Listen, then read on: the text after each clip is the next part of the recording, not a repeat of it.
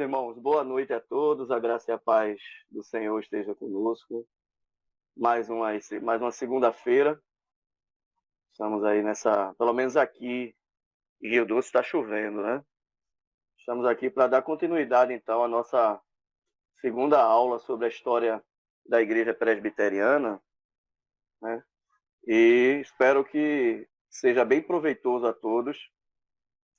O desafio é grande, claro, porque nós temos aí uma hora e eu procurei, assim, vou tentar compactar, fazendo aquele mesmo jeito da última vez, né? De também não perder a qualidade, mas ao mesmo tempo não poder ser tão extenso, porque a história não só da Igreja Presbiteriana, mas a própria história da Igreja, da Igreja Reformada, né, de Lutero, ela está entrelaçada. Por isso que nós somos vistos aí como uma igreja histórica. Então esse é o desafio da gente poder sair daqui entendendo, compreendendo aí e compreendendo a nossa história como igreja presbiteriana. Então, eu quero dividir em alguns momentos, né?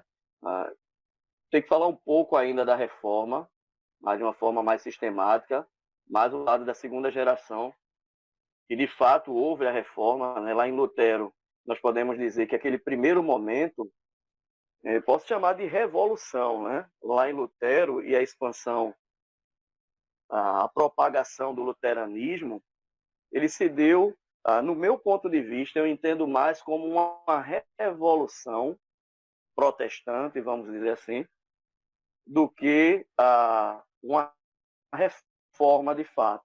A reforma só vai ocorrer no segundo momento, que é a partir de João Calvino. Eu chamo de revolução. Né? A própria ideia de revolução da ideia de volta, né? Deixa eu só permitir aqui, Joana Dark agora, que vai entrar aqui. Então, a própria ideia de revolução, ele vai trazer o mesmo contexto daquilo que foi conhecido como renascimento cultural. Na Itália, onde houve uma volta aos estudos greco-romano, né? Então, o humanismo que surgiu na Itália tinha como esse objetivo trazer de volta os estudos, a filosofia, né, a arte, a ciência, as letras, de forma geral, dos gregos e dos romanos. E, ao mesmo tempo, estava ocorrendo também lá na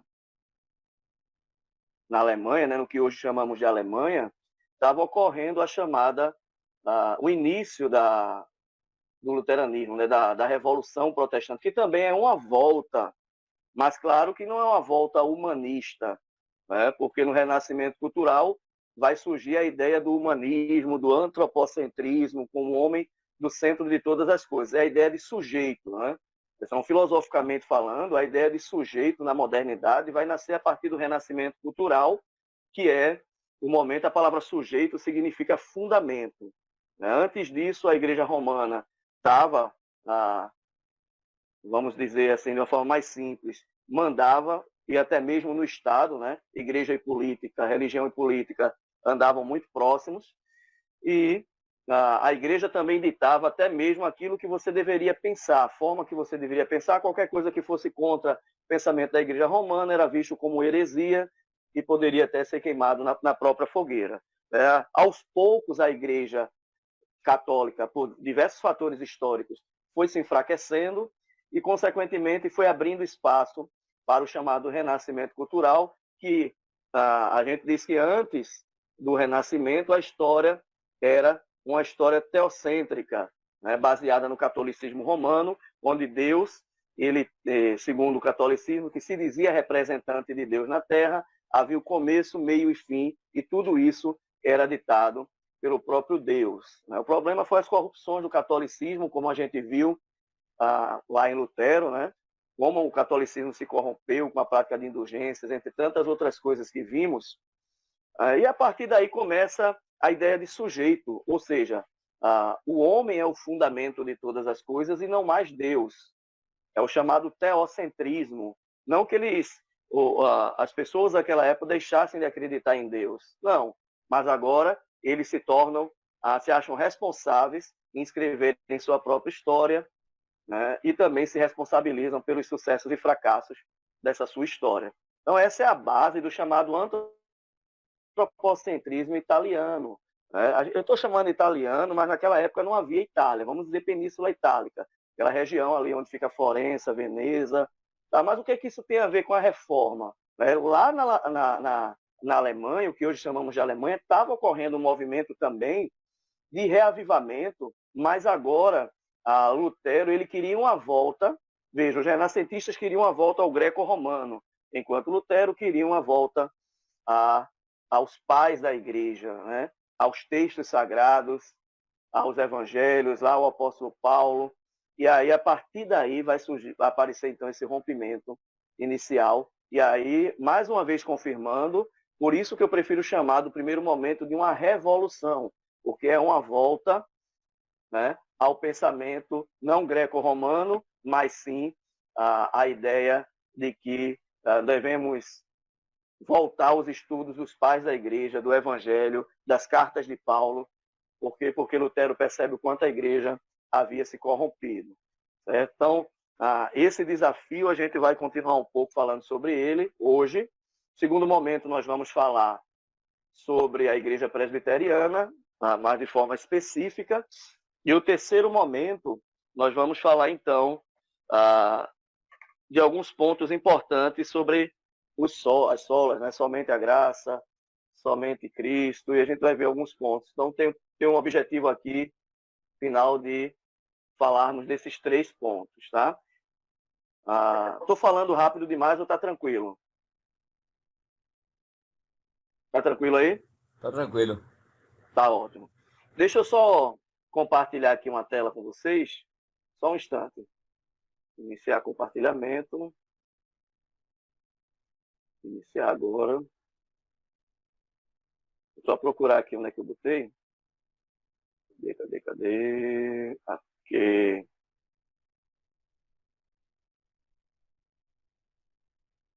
Pronto, irmãos. Então vamos. Vocês já respondam aí no microfone mesmo. Estão visualizando essa tela? Eu sim. Ótimo. Isso é sinal que todos também estão. Nós vamos dar uma lida nesse texto, amém. Está lá em Efésios, capítulo 1, do verso 3 ao verso 5. Deixa eu só dar uma olhada aqui no horário para não ultrapassar. Eu quero aqui, são 8h12, eu quero no máximo 8h10, 9h10 a gente conseguir terminar esse assunto. Tá? O texto diz: Bendito Deus e Pai de nosso Senhor Jesus Cristo, o qual nos abençoou com todas as bênçãos espirituais nos lugares celestiais em Cristo, como também nos elegeu antes da fundação do mundo, para que fôssemos santos e irrepreensíveis diante dele em amor, e nos predestinou para filhos de doação, de adoção por Jesus Cristo, para si mesmo, segundo o beneplácito de sua vontade. Então, glória a Deus aí, e bendito seja o Deus e Pai do nosso Senhor Jesus Cristo, que nos escolheu antes da fundação do mundo como igreja. Somos filhos por adoção mediante Jesus Cristo, segundo o beneplácito da sua vontade. Eu amo esse termo beneplácito, que traz a ideia antiga aí de quando os reis mais importantes de cada região se reuniam para determinar o futuro de uma nação, né, ou de uma determinada região. Então, a ideia aqui de Paulo talvez tenha sido aí a ideia de que o Pai, o Filho e o Espírito Santo, em tempos eternos, nos escolheu antes da fundação do mundo para sermos santos e irrepreensíveis diante dele em amor. Então, temos só a glorificar a Deus. Gostaria que fechássemos aí os nossos olhos para a gente orar, agradecendo a Deus por esse momento, pedindo a iluminação dele. Senhor Deus e Pai, na tua presença estamos gratos por essa oportunidade de estarmos aqui, podendo aprender cada vez mais da tua palavra, aprender cada vez mais da história da igreja, de homens que o Senhor escolheu antes mesmo da fundação do mundo, com um propósito, né? E o Senhor tem os seus propósitos, e esses propósitos vão chegando em várias regiões, e as mais difíceis que possam nos parecer, o Senhor levantou pessoas para que o evangelho fosse pregado, homens que renunciaram à sua vida, que renunciaram à sua família, que renunciaram às suas próprias vontades, homens que pregaram o Evangelho e morreram jovens pela causa do Evangelho. Nós somos gratos, Senhor, por essas pessoas e esses irmãos de gerações anteriores que nos abençoaram, trazendo o Evangelho até mesmo para a nossa nação, para Pernambuco, para Rio Doce, para Fragoso. Foi a custa de sangue, mas acima de tudo da tua soberana vontade, Senhor. Por isso que vemos aqui a necessidade de aprendermos mais a respeito daquilo que o Senhor tem feito através da história para a igreja que te pertence. Nos ilumina, nos dá entendimento para o louvor da tua glória. Em nome de Jesus. Amém. Deixa eu só voltar aqui a alguns pontos, irmãos, desse PowerPoint. A gente não pode deixar de falar de reforma protestante sem antes falar aqui desse segundo momento, que a gente vai falar de forma bem sistemática, que é João Calvino, né? Podemos chamar aí da segunda geração dos reformadores. Inclusive o próprio Calvino trocou muitas cartas com Martinho Lutero, né, e desejava tanto a presença de Lutero na Suíça para tomar algumas decisões. E João Calvino é esse que podemos dizer que inicia essa segunda fase da reforma, né? Ou de fato que podemos chamar a reforma de forma genuína mesmo. E ele chega lá na Suíça e uma das coisas que ele escuta lá da liderança da própria Suíça é que ele estava apenas de passagem, estava para voltar, a Suíça estava um caos política, economicamente, com o catolicismo, né? Aí ele é chamado aí, e Farel vai dizer: Deus amaldiçoe teu descanso e a tranquilidade que buscas para estudar, se diante de uma necessidade tão grande te retiras e te negas a prestar socorro e ajuda.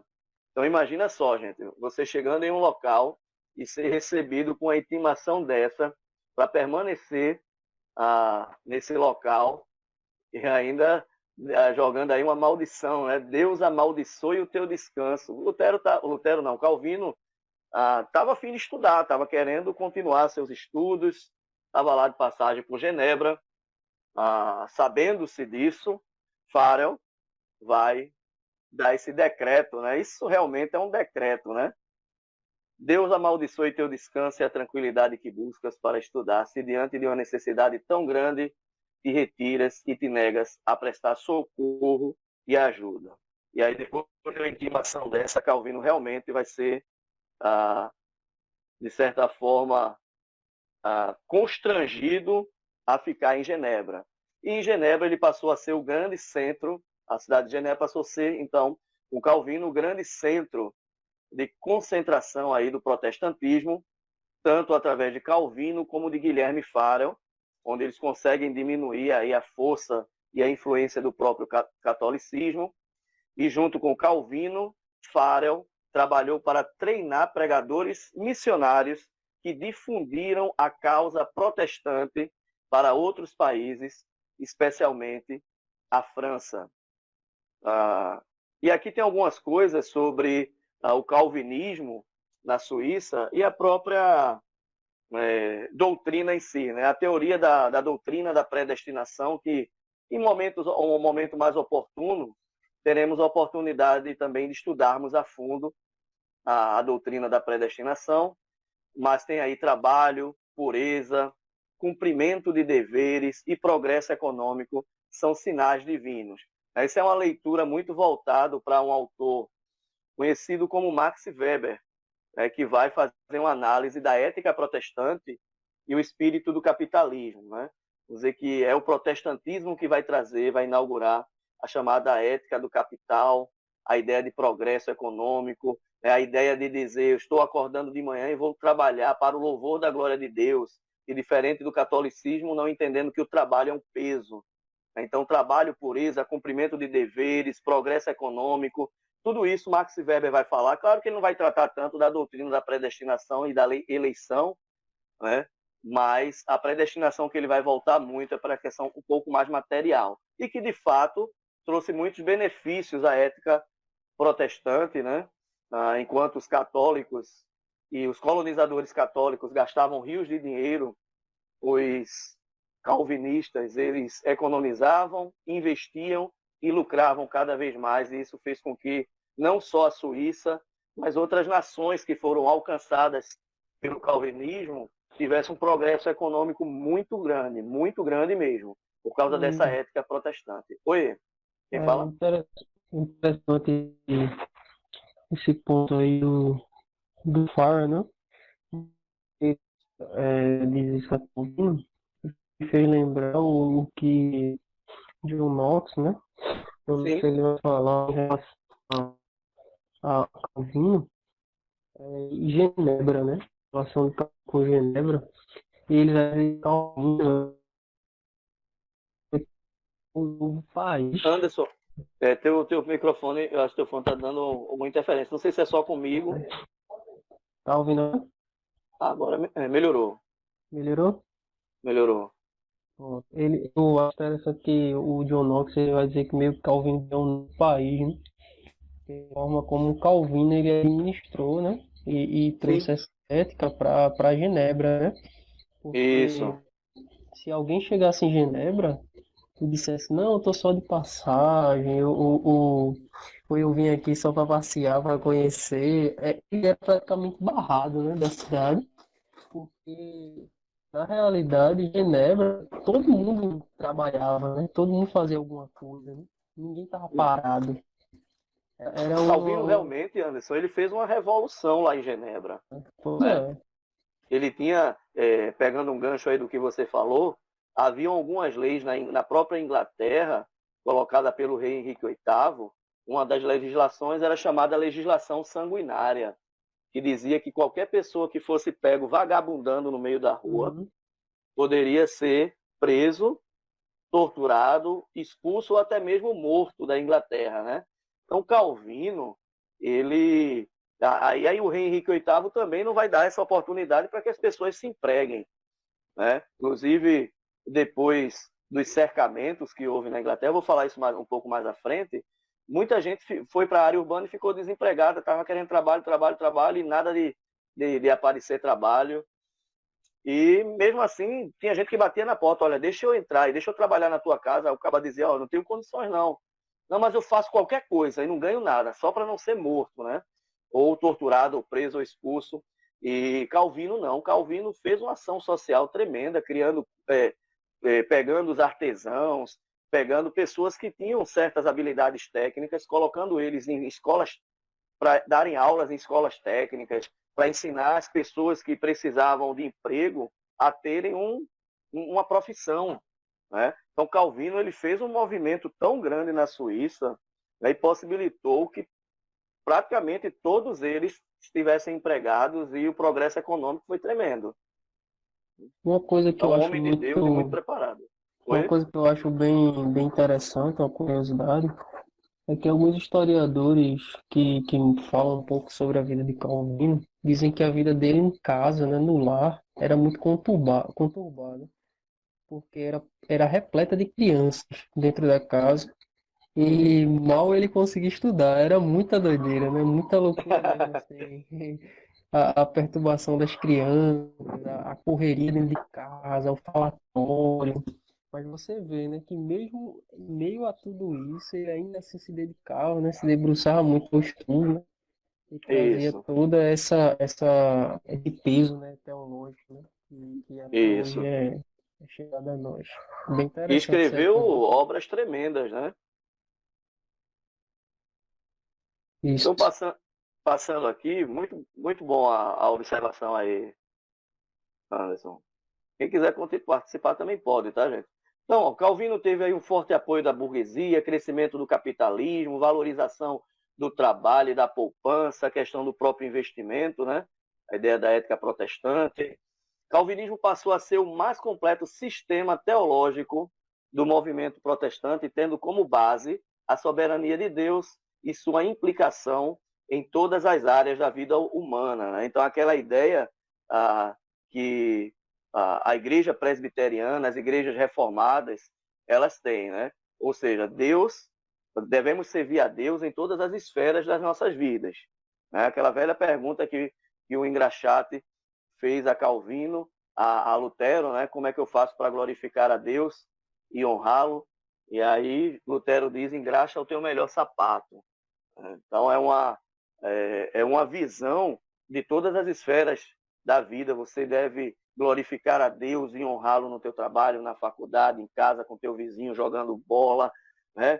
Seja o que for, em todas as esferas da vida, nós devemos colocar, então, a soberania de Deus, né? Então, esse pensamento, né, de não estar fechado lá num mosteirozinho, de estar fechado dentro de uma cavernazinha, né? E isso aí nunca fez parte das igrejas reformadas, né?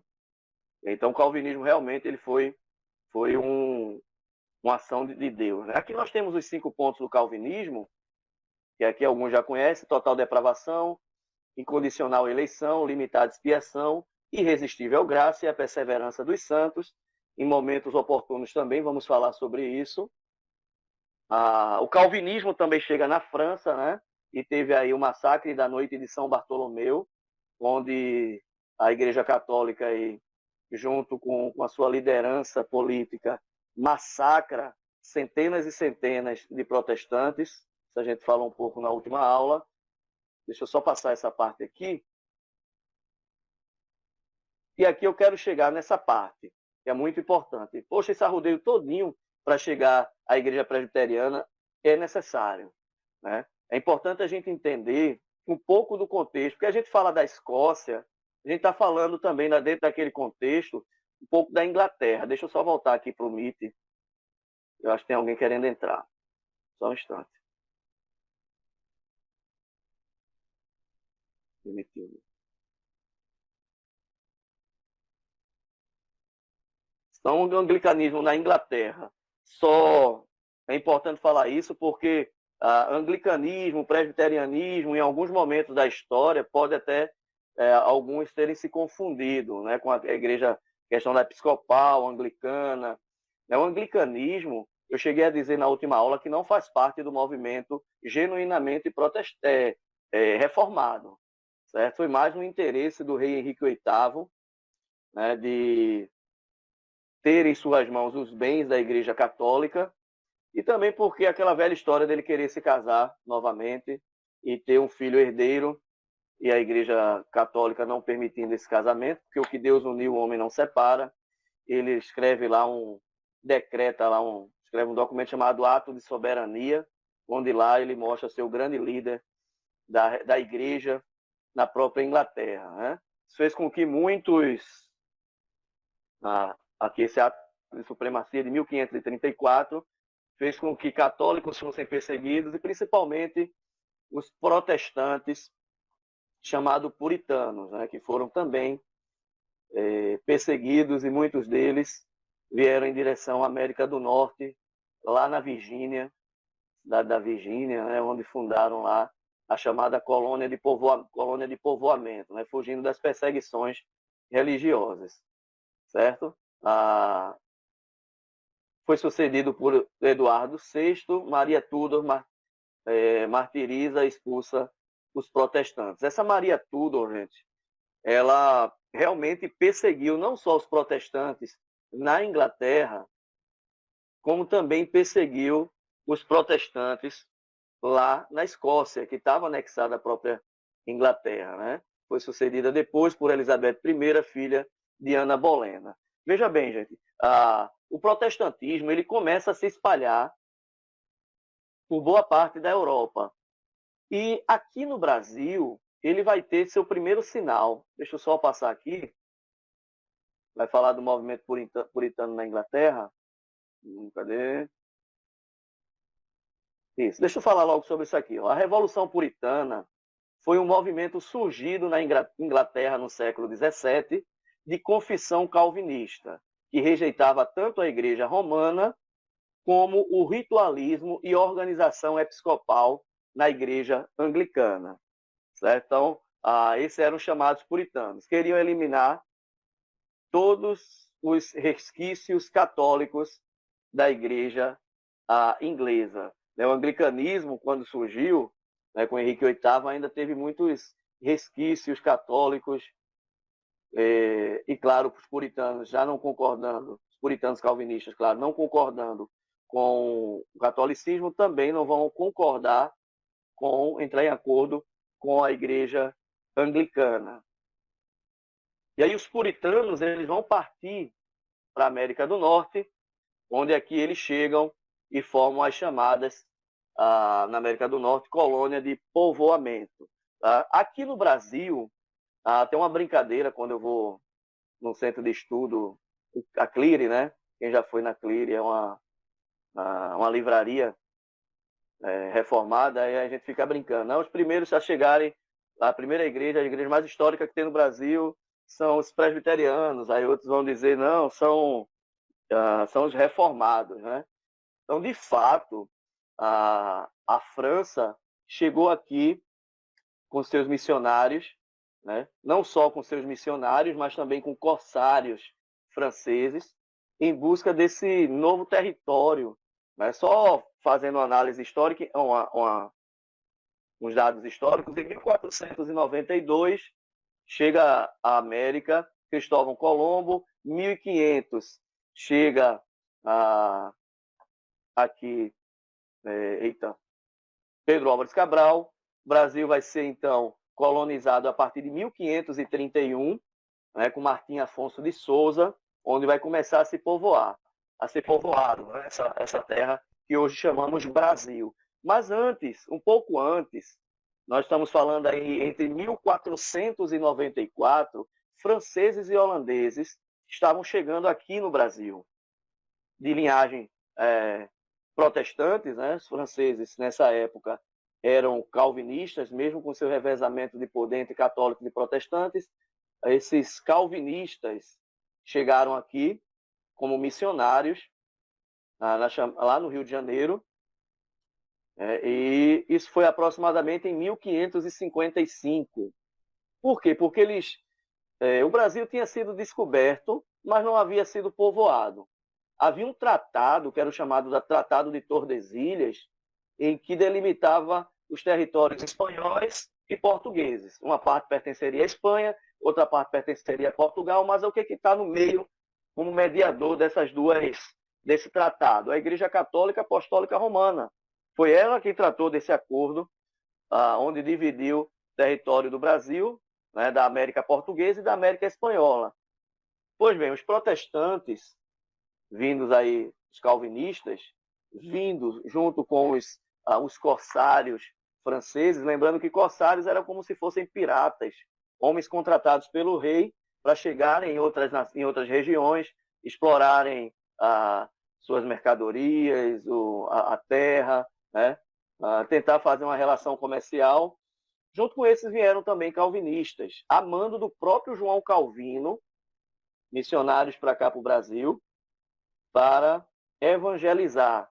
E há um relato bem interessante, pessoal, isso faz parte até de um assunto que eu dei para o 7º ano de uma das escolas, que é um texto escrito pelo padre José de Anchieta, e vamos dizer aqui de uma forma nordestina, arretado com os calvinistas que estavam influenciando uma tribo indígena chamada Tamoio, né? Muito grande, né? Essa tribo, e os calvinistas chegaram na sua simplicidade, pregando o evangelho, não chegaram de forma agressiva e, de certa forma, tiveram os índios, essa tribo, ela teve uma afeição maior por esses calvinistas, que vieram com o objetivo de pregar o evangelho, assim como os católicos vieram com a Companhia de Jesus para levar o catolicismo para cá também. Aí tem alguns trechos aqui no livro que eu separei aqui, que vai falar dessa... Deixa eu só pegar a lanterna aqui do meu celular. Opa, só um instante. Que a iluminação aqui desse quarto está pouca. O José de Anchieta, padre José de Anchieta, foi o fundador aí da Companhia do Colégio Jesuíta, da Companhia de Jesus, que chegou aqui... ele chegou aqui no Brasil com o objetivo de levar a fé católica, E ele escreve uma carta no dia 1º de junho de 1560 e vai ser endereçada essa carta para o padre Diogo Laínez, lá em Roma. Tem algumas informações a respeito da relação dessa tribo e os calvinistas. Deixa eu só ler algumas partes aqui que diz: dos índios do sertão, muitas vezes estamos com receio da guerra, padecendo sempre suas ameaças. Ela está falando das tribos do sertão, que são os tamoios, né? Mataram há poucos dias alguns portugueses que vinham do Paraguai, aonde haviam ido. Também os inimigos, com assaltos contínuos, acometem as aldeias, destroem os mantimentos e levam muitos cativos. No passado, deram em uma casa, ou seja... Eita. Poxa. Irmãos, estão conseguindo me escutar ainda? Tá. Sim, tá normal. Tá sim? Beleza. Aqui meu tablet tem que escurecer, eu pensei que tivesse dado algum problema. Continuando aqui. Cadê? Deram em sua casa aqui junto à vila e cativaram muitas mulheres. Ou seja, está falando da constante violência desses inimigos dessa tribo do Tamoio, né? Antes desses haviam vindo outros, os quais vieram 4 franceses. Esses que desceram lá no Rio de Janeiro, né? Desembarcaram. Que com pretexto de ajudar os inimigos na guerra, se queriam passar a nós, os que puderam fazer sem muito perigo. Então passaram, o que ele está dizendo? Que passou por lá, nas vilas, nas missões, né, como eram chamadas, as vilas fundadas pelos jesuítas, passaram lá 4 franceses que estavam querendo passar por lá. Tá? E aí ele continua dizendo: estes, como depois se soube, apartaram-se dos seus, que então que estão entre inimigos, numa povoação que nós chamamos de Rio de Janeiro, daqui a 50 léguas, e tem trato com eles. Aí fizeram casas e edificaram uma torre, está falando desses franceses. Fizeram casas, edificaram uma torre, franceses puritanos, ou calvinistas, muito provido de artilharia e forte por todas as partes, onde se diziam serem mandados pelo rei da França a assenhorar-se daquela terra. Então está falando aqui tanto dos protestantes, dos calvinistas, quanto também dos corsários do rei francês. Todos estes, e aí José de Anchieta vai ser mais enfático, todos esses eram hereges, aos quais mandou João Calvino II, a que eles chamam ministros, para lhes ensinarem o que se havia de se crer. Ou seja, João Calvino já estava de olho aqui na América e enviou 2 missionários. Um deles, instruído nas artes liberais, grego e hebraico, e muito versado nas Sagradas Escrituras, veio para cá, com outros 3 companheiros idiotas, que significa iletrados na época, que como hóspedes, peregrinos, foram recebidos e tratados muito benignamente. Ou seja, os 2 calvinistas que chegaram foram reconhecidos por José de Anchieta, pelo padre José de Anchieta, como homens hábeis do grego, hebraico, versáteis nas escrituras sagradas, foram recebidos muito bem. Não se passaram muitos dias quando ele começou a vomitar de seu estômago seus fétidos erros, dizendo muitas coisas das imagens dos santos, do Santíssimo Corpo de Cristo, do Romano Pontífice, das indulgências e outras muitas coisas que tentaram, com certo sal de graça, de maneira que ao paladar do povo ignorante não somente pareciam amargas, mas até muito doces. Ou seja, os calvinistas não perderam tempo em mostrar a verdade da palavra de Deus, mesmo numa terra dominada aí por católicos, né? Criticando a imagem aos santos, e aí o José de Anchieta vai dizer que não passaram muitos dias quando ele começou a vomitar de seu estômago seus fétidos erros, né? Ou seja, pegou aqui o José de Anchieta. Depois disso, mandaram à Bahia para que de lá se conhecesse de sua causa mais largamente. Destes, sob o governador, as determinações dos franceses e com naus armadas veio a combater a fortaleza, dando-lhe socorro em navios e canoas. Ou seja, Portugal, quando soube, resolveu dar uma força à terra chamada Brasil, né, para poder expulsar os franceses daqui. Então, os franceses, de fato, os calvinistas franceses, eles foram, de fato, os primeiros a chegarem aqui num período em que chamamos de Brasil colonial, né? Aliás, o Brasil pré-colonial e, posteriormente, essa transição para o Brasil chamado colonial, que vai aí de 1531 em diante, mais à frente, tá? Então, os calvinistas, eles foram se espalhando para a América, que tem algumas coisas sobre a Contra-Reforma, sobre a Reforma, algumas torturas. Deixa eu passar aqui. Aonde aparece, meus queridos, a igreja presbiteriana? Como é que surge, já que na França chegou o calvinismo, já que na Suíça também chegou, o luteranismo foi se espalhando também por várias regiões, na Inglaterra, na América. Aqui, a igreja presbiteriana, na verdade, ela vai surgir, de fato, algum tempo depois, não vai demorar muito, mas alguns pensam que o fundador do presbiterianismo, de fato, assim, aquele que chegou para trazer essas boas novas reformadas, a gente sempre associa a John Knox, mas John Knox ele veio um pouco depois, né? Mas aqueles que chegam inicialmente aqui foram aqui no caso na Escócia, né? Foram simpatizantes do luteranismo, né? Tem um jovem chamado Patrick Hamilton.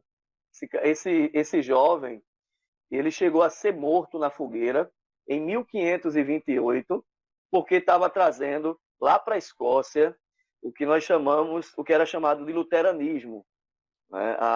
Lembrando que a Escócia estava sob o domínio, boa parte aí da Inglaterra, com Maria Tudor, né? Que vinha da família dos Tudors, lá de Henrique VIII. Era uma mulher realmente muito, muito ruim, né? Ela possuía, né? Ela tinha conhecida como um reinado muito sangrento, né? Maria de Tudor era sanguinária, e ela não media esforço nenhum para perseguir qualquer tipo de protestante. Então, esse cidadão chamado Patrick Hamilton, ou Patrick, como alguns preferem chamar, ele era um jovem muito conhecedor da palavra, né, e simpatizante aí das doutrinas luteranas, trouxe à Escócia esse evangelho e foi queimado na fogueira, morto em 1528. Né? Então, podemos dizer que o pioneirismo na Escócia do protestantismo vai se iniciar com Patrick Hamilton. Ele, posteriormente, vai inspirar também outro chamado George Wishart, né, que, sendo conhecedor também do calvinismo da Suíça, ele vai também continuar esse legado, né, de Patrick Hamilton, mas também vai ser queimado vivo em 1546. Né? Essa segunda morte do George Wishart vai levar a muita reflexão alguns que estavam começando a abraçar a chamada fé reformada. Né? Esse jovem que morreu queimado, queimado vivo, ele teve uma vida aí de pregação, e não abriu mão da causa do evangelho, da expansão do protestantismo. Né? Isso vai inspirar o futuro líder e, de fato, aquele que é conhecido como fundador do presbiterianismo, que é o John Knox, né? Nascido aí em 1505 a 1515. Inicialmente, ele tinha sido guarda-costas, e como guarda-costas, depois ele passa 2 anos como escravo no navio francês, e sobre o reinado de Maria de Tudor, ele vai, então, iniciar o calvinismo lá na Escócia, certo? Então, essa é apenas mais uma curiosidade que a gente tem sobre o nascimento do presbiterianismo, e quando ele é chamado e convocado pelo parlamento, pelo próprio parlamento escocês, que consegue com muita força expulsar, né, qualquer tipo de catolicismo da Escócia, ele vai pastorear, vai iniciar o pastoreio de uma igreja que estava refugiada, que vinha lá da Inglaterra, e depois ele se torna o líder da reforma escocesa. Aí tem uma frase bem conhecida dele que diz: naqueles dias conturbados, ele clamou: ó Deus, dá-me a Escócia ou morrerei.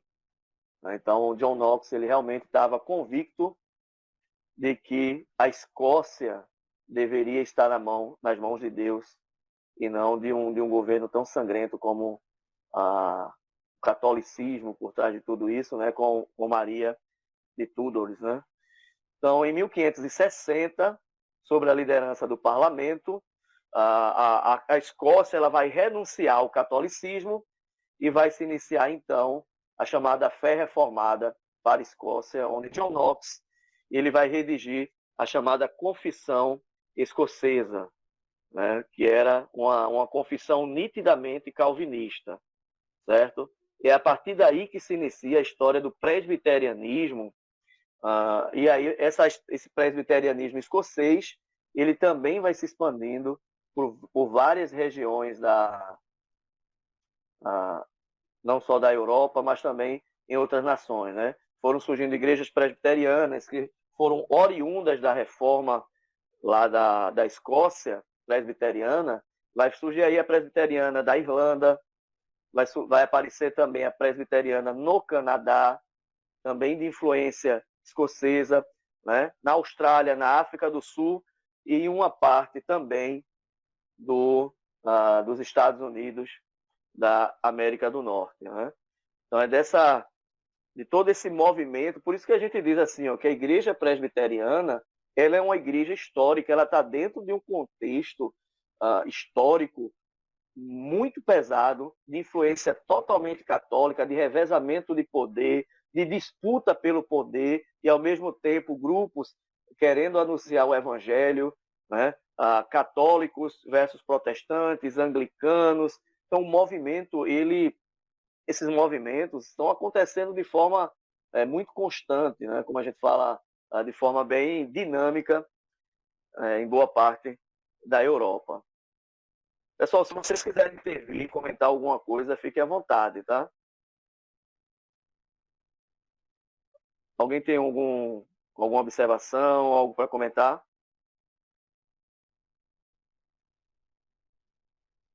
Opa, vocês estão me escutando, irmãos?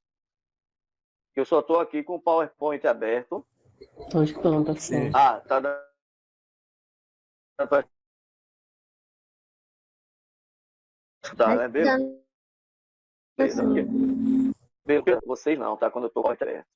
Tá? Então, o presbiterianismo ele foi se espalhando por boa parte dos Estados Unidos também. E, claro que a gente já sabe, o reverendo Diego já falou algumas vezes aí, de Simonton, né? Do reverendo Wychbel Green Simonton, de 1836 a 1867. Esse jovenzinho que nasceu na Pensilvânia, ele... Oi? O slide, eu não sei se tu estás passando, mas ele tá travando. Não. Tá não, ele tá aqui nos solas mesmo. Ah, beleza. Há uma ausência muito grande de material em slide sobre essas informações que eu estou passando, sabe? E aí, eu dei uma parada aqui, porque já a gente vai chegar nessa parte. Não estou passando nada não.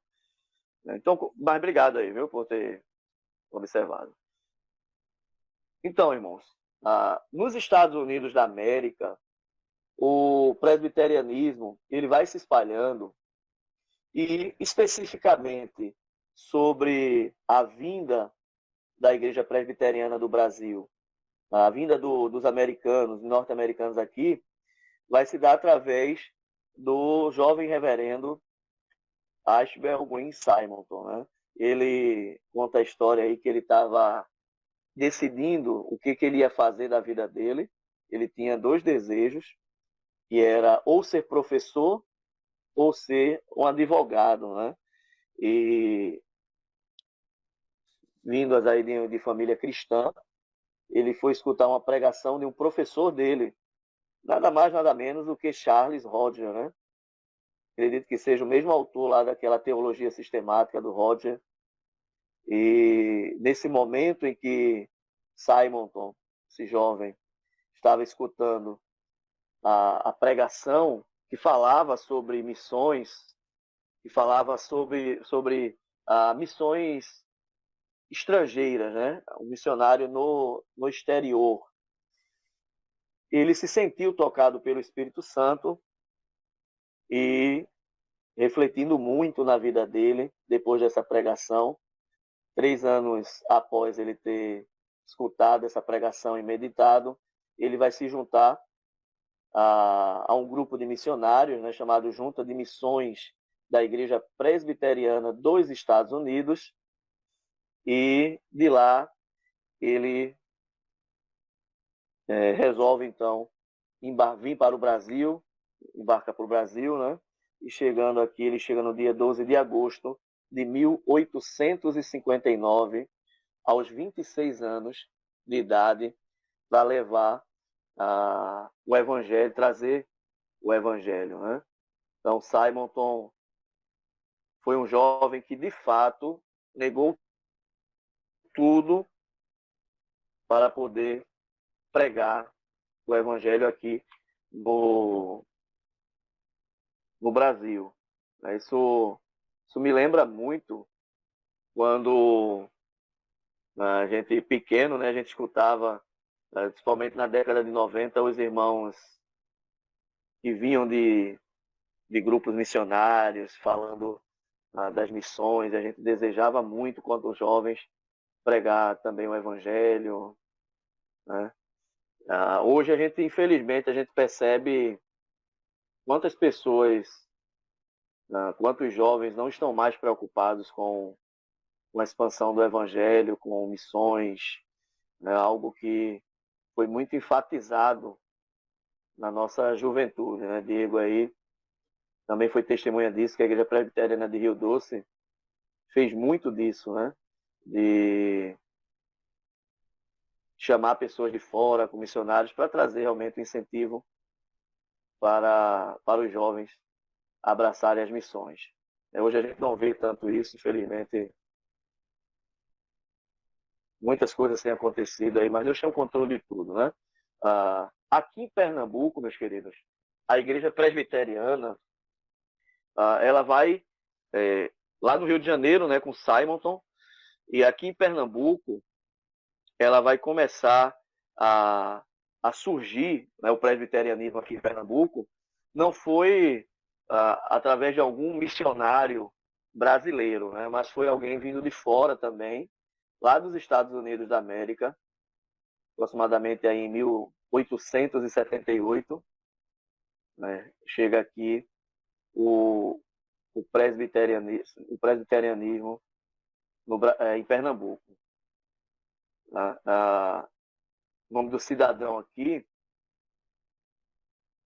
John, estou tentando traduzir aqui o segundo nome, Rockwell Smith, né, que ele vai desembarcar em 1873 aqui no Recife, e foi uma viagem longa, uma viagem aí de 33 dias, vindo lá dos Estados Unidos, também jovem, tá? Com 27 anos de idade. Então vejam como o movimento de um reavivamento que estava acontecendo nos Estados Unidos da América para a propagação do Evangelho, assim como aconteceu também lá na Europa. Os americanos também vieram para cá, para Pernambuco, e esse jovem, escolhido por Deus, ele veio pregar aqui a palavra de Deus, cheio de expectativa, numa terra, numa região praticamente que não era alcançada pelo Evangelho, né? Lembrando, gente, que quando o John, eu vou chamar Smith, tá? John Smith, o segundo nome é Rockwell, mas John Smith, quando ele vem para cá, ele encontra, nesse período de 1873, um Brasil católico, né? Era um local em que andar no meio da rua e dizer que era evangélico, protestante, era pedir praticamente para morrer, né? Eu lembro pouco do que aconteceu, lembro assim, né? Por estudar o assunto, quando Dom João veio para cá, para o Brasil Império, ele veio, junto com ele veio os ingleses, né, que veio protegendo lá os portugueses das invasões napoleônicas. Família real chega aqui em 1808 no Brasil e o catolicismo vinha forte junto com eles, né? Religião oficial de Portugal. Uma das coisas que os ingleses, que eram protestantes, fizeram foram, como eles protegeram, né, a vinda da família real aqui para o Brasil contra as investidas de Napoleão Bonaparte. A Inglaterra tinha a parte naval da Inglaterra era muito poderosa, né? Napoleão Bonaparte, pelo mar, não conseguiu vencer os ingleses e não ia arriscar também tentar pegar os portugueses por causa da escolta inglesa, né? Tudo isso do chamado bloqueio continental, onde Napoleão Bonaparte não queria que nenhum país da Europa comercializasse com a Inglaterra. Portugal resolveu não obedecer e veio escoltado para cá. Claro que a Inglaterra tinha outros objetivos quando chegou aqui, de proteger também a família real, que era abrir os portos para os produtos brasileiros, as mercadorias, por causa das indústrias inglesas. Mas um dos tratados que foi feito entre Portugal e a Inglaterra foi um chamado Tratado de Amizade. E era um tratado bem interessante, só para que vocês entendam como era essa relação entre católicos e protestantes. Aqui no Brasil também, que era tenso, houve dois tratados. Teve o Tratado de Navegação, né? Que esse tratado de navegação era fazendo com que a Inglaterra pagasse menos impostos sobre seus produtos aqui no Brasil. Dom João concordou, porque precisava da Inglaterra para chegar ao Brasil. E o outro foi o chamado Tratado de Amizade. O Tratado de Amizade tinha dois pontos principais. O primeiro é que qualquer inglês que fizesse alguma coisa de errado aqui no Brasil seria julgado por um tribunal inglês e não português.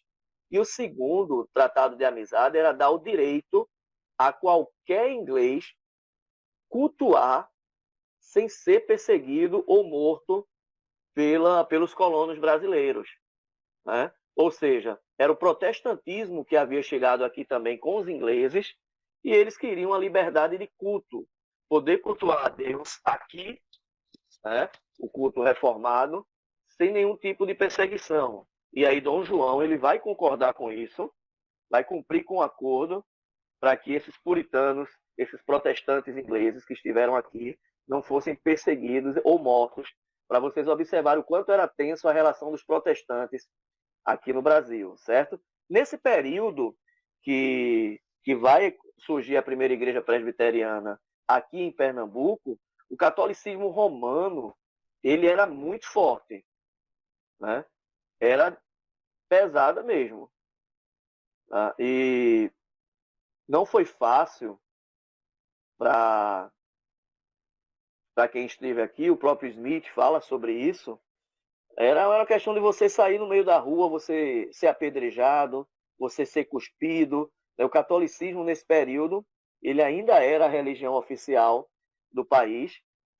Os protestantes, de fato, os reformados, o presbiteriano em si, ele só vai poder cultuar a Deus de forma mais tranquila, sem nenhum tipo de perseguição, um pouco depois da proclamação da República. Então, enquanto o Brasil fosse imperial, havia uma perseguição muito grande, lembrando que não havia uma separação entre igreja e Estado, né? E, consequentemente, a igreja sempre interferindo nas questões políticas, econômicas, jurídicas. Né? A proclamação da República foi em 1889 e houve uma carta aí um pouco depois da proclamação da República, uma carta constitucional, onde foi permitido, né, o culto protestante e presbiteriano né? E aí vai ter uma maior liberdade para poder ter um culto, para poder, de fato, se estabelecer como uma igreja. E foi no dia 10 de agosto de 1873, um pouco antes da proclamação da República, lembrando que a proclamação da República é 1889, né? Que vai haver a primeira pregação do Evangelho, o primeiro sermão. Conta documentos, eu estou aqui com ele anotado, diz que o auditório contava com 10 adultos, 3 crianças e também um outro missionário chamado Boyler, que estava de passagem para o sul do país. E esse primeiro culto foi no bairro de Santo Antônio, próximo ali, a chamada Rua Nova, certo? E também havia pontos de pregação, né, de segundo documentos. Smith passou a pregar todas as quintas-feiras, já com o português bem melhor, né? Também havia esses pontos de pregação. Nesse momento, meus irmãos, quando vai começar a se ter uma liberdade de se cultuar aqui no Brasil, especificamente em Pernambuco também, há uma declaração do próprio Smith, do reverendo Smith, que ele vai dizer o seguinte, deixa eu só localizar aqui, ele vai dizer: meus irmãos, a Assembleia aqui reunida acaba de aprovar a fundação por unanimidade da Igreja Presbiteriana de Pernambuco sob a bênção de Deus, nosso Pai e Criador. E essa data será lembrada através dos anos que virão, pois esta igreja, que agora nasce, nesse clima de tensão e de restrições à divulgação da palavra, tem uma missão a cumprir na história do evangelismo desse país. Olhando para o futuro, vejo que daqui sairão os homens que, pela graça de Deus, levarão o evangelho aos confins desse estado e do país, e até a outras partes do mundo. Declaro fundada a Igreja Presbiteriana de Pernambuco. Então, esse foi um momento aí marcante, onde no dia 15 de janeiro de 1873, o reverendo John Smith, estadunidense, ele vai fundar a primeira igreja presbiteriana aqui em Pernambuco. E com que base, como se baseia, qual o fundamento, então, da igreja presbiteriana? Por isso que eu botei aqui sola Scriptura, sola gratia, sola fides, solus Christus, soli Deo gloria. Deixa eu só procurar um outro PowerPoint aqui, que eu deixei separado. Essa tela ainda está compartilhada. Aqui tem minhas aulas, tem um monte de coisa. Só um instante, vocês já estão vendo aí, né? Cadê? Aqui. Deixa eu só passar.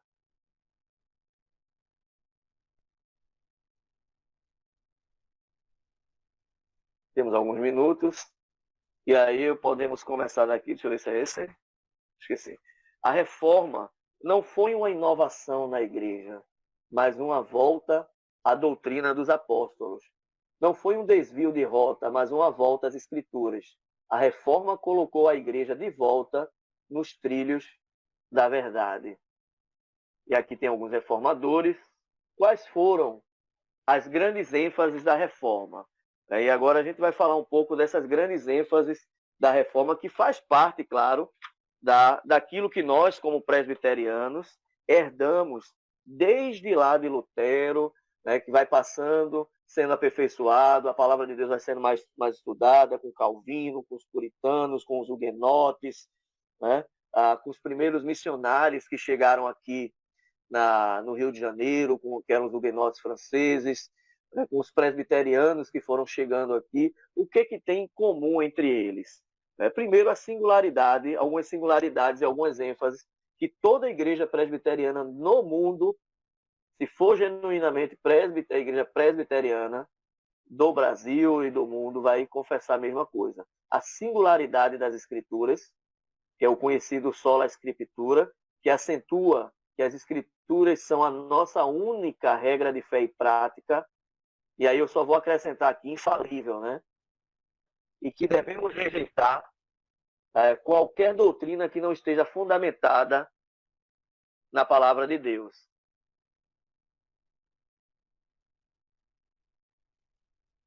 Então, a igreja presbiteriana, ela tem essa base do solo, qualquer coisa que vem das escrituras, que queira ser a mais das escrituras, né, seja anátema. A igreja católica tinha tradição, tinha o magistério.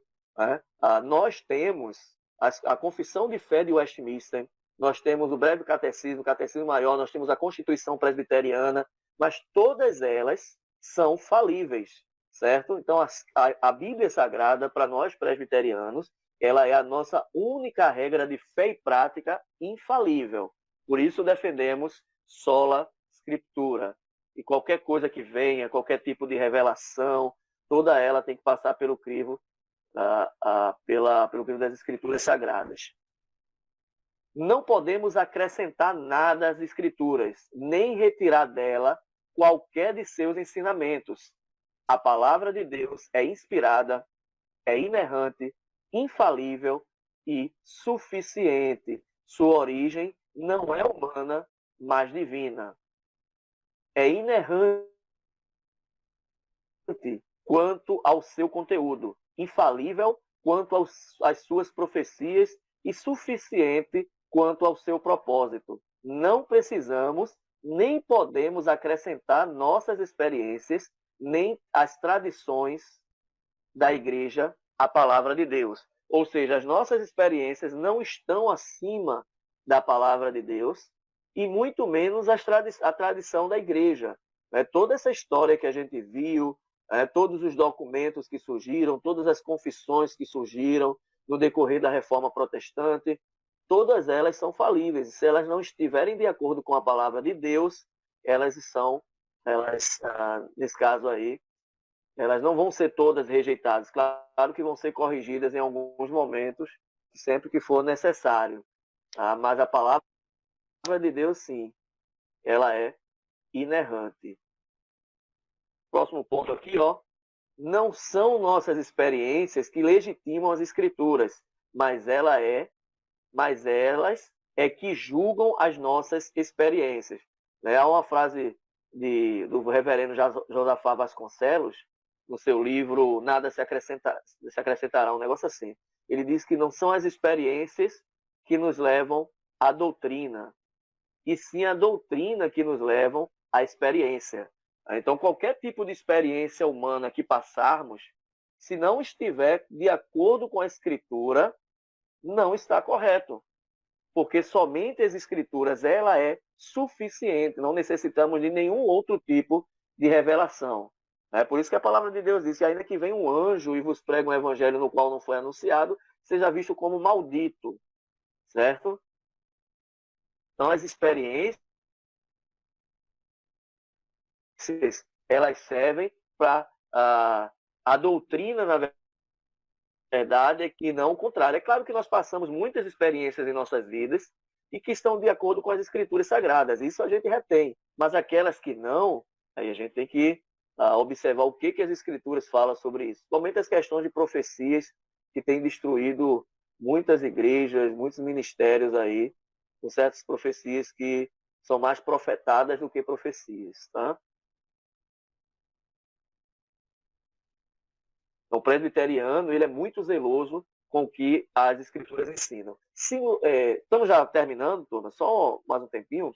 A singularidade da fé, conhecido como sola fide, enfatiza que a salvação é recebida por meio da fé e não através das obras. Uma crítica ferrenha também de Martinho Lutero, né? Não somos aceitos por Deus por causa das nossas obras. Somos aceitos em Cristo por causa de seus méritos e recebemos essa salvação gratuita por meio da fé. Ou seja, todo o mérito da nossa salvação vem de Cristo e da sua obra salvífica e não das nossas ações. Mas é claro que as nossas ações, elas vão refletir se somos de fato filhos de Deus, né? Como nós lemos no texto inicial desse estudo, que nós fomos chamados para as boas obras, para a santificação, né? Mas não são de fato as obras que vão nos trazer e nos levar à salvação. A salvação, ela vem pelos méritos de Cristo por meio da fé. Por isso que defendemos sola fide, A fé não é a causa meritória da nossa salvação, mas a causa instrumental. Não somos salvos por causa da fé, mas através da fé. A causa meritória da salvação é o sacrifício substitutivo de Cristo, enquanto a fé se apropria dos benefícios desse sacrifício.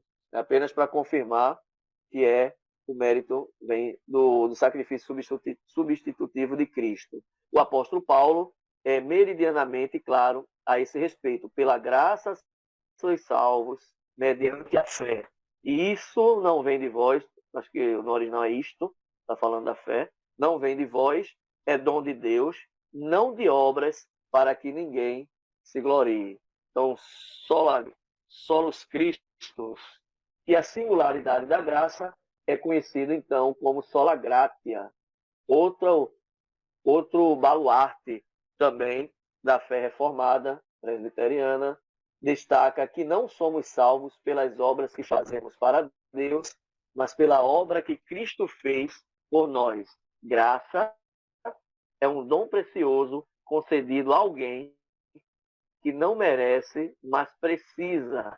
Deus nos amou quando éramos fracos, ímpios, pecadores e inimigos. É importante entendermos bem, irmãos, a doutrina da graça, porque faz de cada um de nós homens e mulheres humildes. Não batemos no peito e dizemos, eu procurei conhecer, eu me esforcei, hoje eu estou aqui, tal irmão não está porque ele não deu ouvido, né, e vai bater numa vaidade, o ego vai... Não, nós estamos porque num certo momento, Deus, segundo as suas misericórdias, pelo seu amor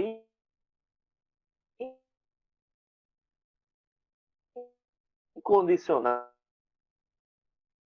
ou seja, não houve condição alguma, não olhou nada em nós, e segundo a sua, nós fracos, apresenta Cristo que morre na cruz do Calvário e nos dá a sua graça, que é um dom precioso, né? O dom, a graça, ele é um dom dado por Deus para o seu povo. Deus nos buscou quando estávamos perdidos. Deus nos deu vida quando estávamos mortos. Atraiu-nos para Ele quando todas as inclinações da nossa carne eram inimizades contra Ele. Deus olhou do céu e disse, não há um justo, nenhum sequer, não há um que faça o bem, todos se extraviaram. Nós estávamos perdidos, irmãos. E mesmo assim, Cristo veio e nos deu a vida, e Ele nos deu vida, estando nós mortos em nossos delitos e pecados. É isso que a Bíblia nos ensina. Seu amor foi incompreensível, pois sendo nós filhos da ira, Ele nos amou incondicionalmente e enviou-nos seu Filho unigênito para morrer em nosso lugar, para nos adotar como filhos e nos receber em sua família, constituindo-nos filhos do seu amor. Isso é graça, graça bendita, graça maravilhosa. E o último é a singularidade de Cristo, conhecido solos Christus, evidencia que Jesus Cristo, o Filho de Deus, é o único mediador entre Deus e os homens. Não é Maria, não é José, não é nenhum santo, isso nós já sabemos, né? Não é nenhuma obra humana, apenas Cristo. É por isso que eu sempre digo, irmãos, quando orarmos, quando a gente ora, diga assim, no fim, em nome de Jesus. Né? Eu acho importante dizer isso, por uma questão de reconhecimento de que aquele que é o mediador entre nós e o próprio Deus é Cristo. Hoje nós temos acesso direto ao Pai mediante Cristo e não por nossas próprias obras. Né? Ou seja, Deus aceitou o sacrifício de Cristo, que foi capaz de cumprir toda a lei, e morrendo por nós, dando a sua vida, nós nos tornamos então filhos por adoção. Por isso que ele é o único mediador, e a palavra de Deus vai falar sobre isso. Há um só mediador entre Deus e os homens, Jesus Cristo, homem. Não só mediador, mas também como intercessor. Certo? Ele é a porta do céu, o caminho que nos leva ao Pai.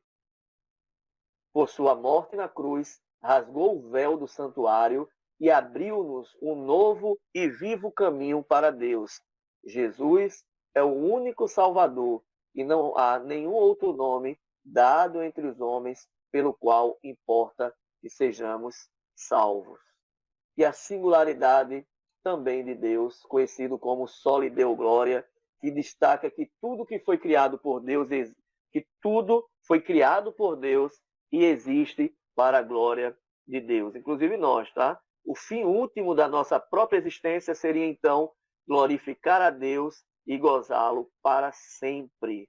Soli Deo Glória. Queridos, essa foi a base, essas são todas as bases que eu estou mostrando aqui a vocês do que foi pregado pelos reformadores e pelas igrejas presbiterianas até chegarem aqui em Pernambuco. Né? O homem não é o centro do universo, Deus é.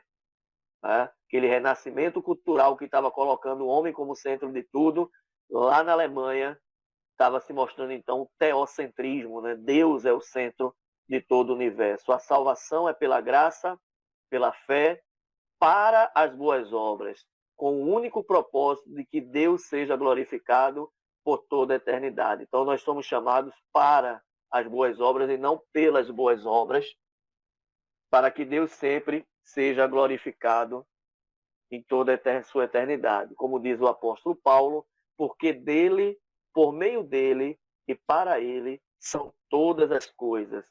A Deus, portanto, honra, glória e louvor agora e pelos séculos dos séculos, onde está lá em Romanos 11, 36.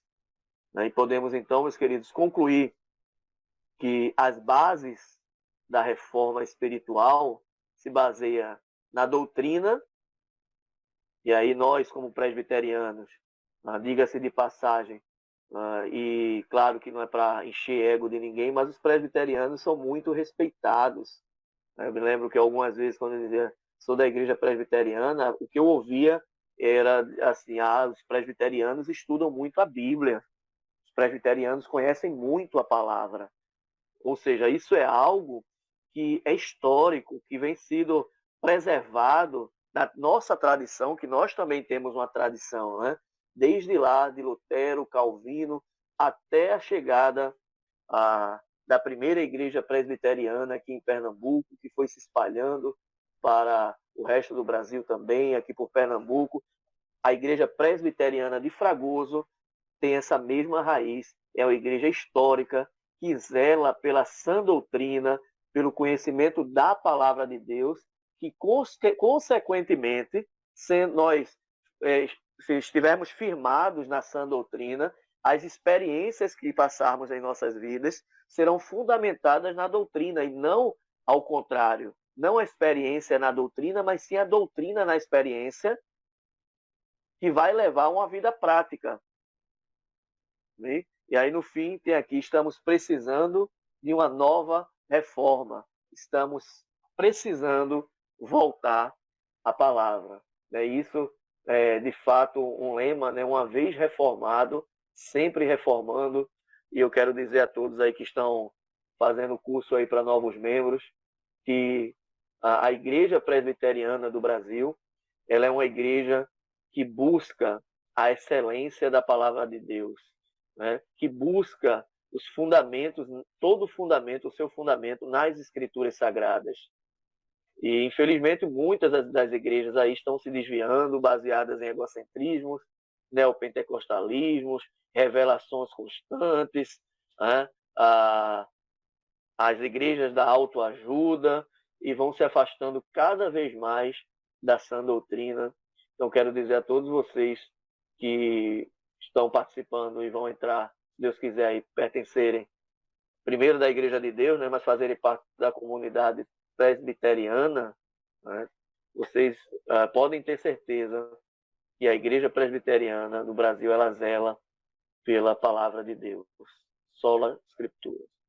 Amém, meus queridos? Amém. Amém. Queria dar uma... Amém. Amém. Aí são 9 horas e 20 minutos. Eu passei um pouco, mas aí foi esse... Deixa eu só interromper aqui o PowerPoint. Foi esse o desafio. Deixa eu ver se eu apareço aqui na tela. parar compartilhamento. Ok, parei. Aparecer agora. Pronto. Infelizmente, assim, o tempo é muito curto, mas eu espero que vocês pelo menos tenham visto a intensidade de como as coisas aconteceram para que hoje tivéssemos aí tantas igrejas espalhadas. E se Deus quiser, aí vem mais uma, né? Mais uma comunidade presbiteriana em Abreu Lima. E Deus vai abençoando cada vez mais a, a sua igreja e que a gente possa não esquecer de onde viemos.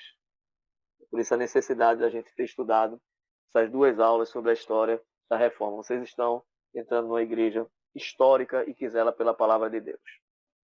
Ok? Irmãos, desejo a todos uma boa noite, que Deus abençoe. Espero que tenha sido proveitoso. Se alguém quiser Rico, fazer aí, realizar alguma consideração, comentar alguma coisa. Oi, Diego. bem, deixa eu só fazer uma observação. É, é claro que, como você falou, né, o tempo é curto e não dá para abordar todos os detalhes.